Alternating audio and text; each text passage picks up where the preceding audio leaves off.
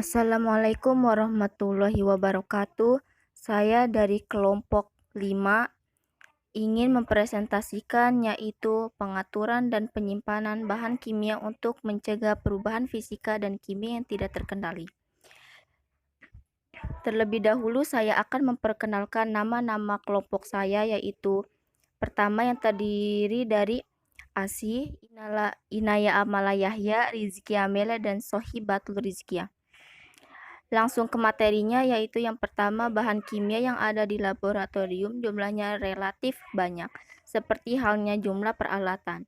Di samping jumlahnya yang banyak, bahan kimia juga dapat menimbulkan resiko bahaya yang cukup tinggi. Oleh karena itulah, hal yang harus diperhatikan dalam penyimpanan dan penataan bahan kimia diantaranya meliputi, yaitu sebagai berikut. Aspek pemisahan, tingkat resiko, pelabelan, fasilitas, wadah sekunder, bahan kadaluarsa, inventarisasi, informasi resiko. Yang selanjutnya yaitu hal-hal yang perlu diperhatikan dalam menyimpan bahan-bahan kimia, yaitu diantaranya wujud zat, konsentrasi zat, bahan penggunaan zat, label, kemudahan zat tersebut menguap, kepekaan zat terhadap cahaya. Yang selanjutnya yaitu cara menyimpan bahan-bahan kimia sama hanya dengan menyimpan alat-alat laboratorium. Sifat masing-masing bahan harus diketahui sebelum melakukan penyimpanan seperti yaitu sebagai berikut.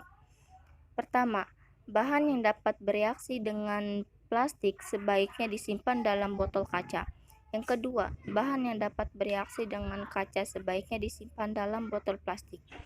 Yang ketiga, bahan yang dapat berubah apabila terkena matahari langsung harus disimpan dalam botol gelap dan diletakkan dalam lemari tertutup.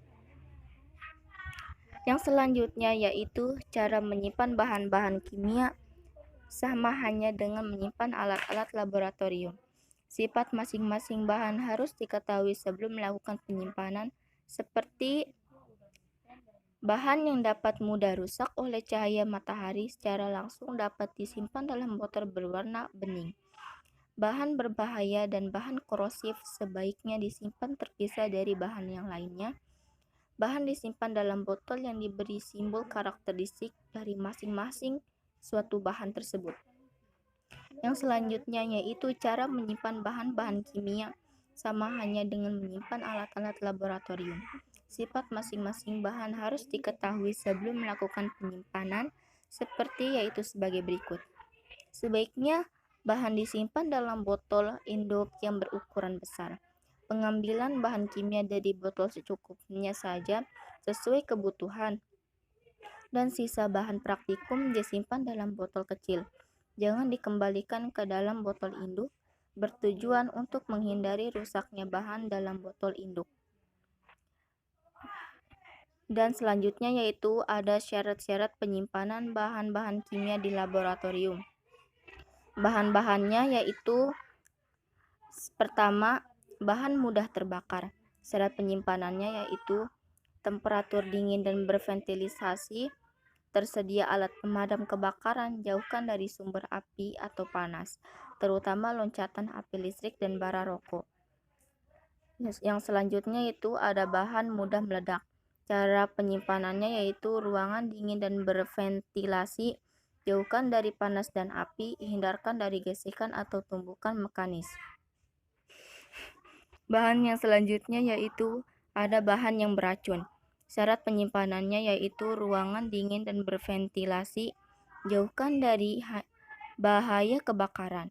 Sediakan alat pelindung diri, pakaian kerja, masker, dan juga sarung tangan. Pisahkan dari bahan-bahan yang mudah bereaksi. Keran dari saluran gas harus tetap dalam keadaan tertutup rapat jika tidak sedang dipergunakan. Yang selanjutnya yaitu ada bahan korosif. Syarat penyimpanannya yaitu ruangan dingin dan berventilasi, wadah tertutup dan beretiket, dipisahkan dari zat-zat beracun. Dan yang selanjutnya yaitu ada bahan oksidator. Syarat penyimpanannya temperatur ruangan dingin dan berventilasi, jauhkan dari sumber api dan panas, terutama loncatan api listrik dan bara rokok. Yang ketiga yaitu jauhkan dari bahan-bahan cairan mudah terbakar atau reduktor.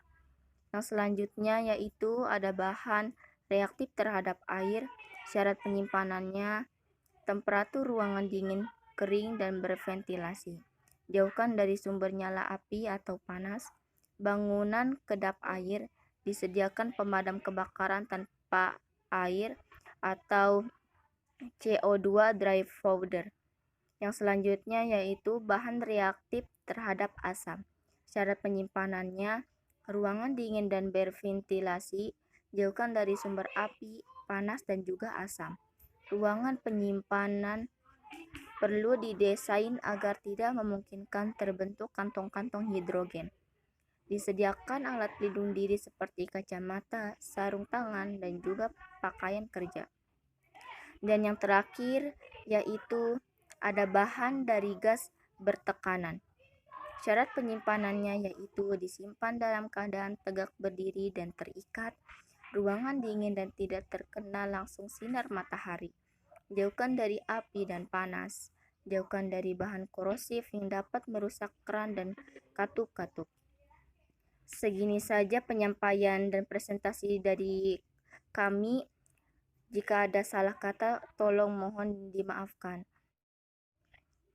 Terima kasih. Wassalamualaikum warahmatullahi wabarakatuh.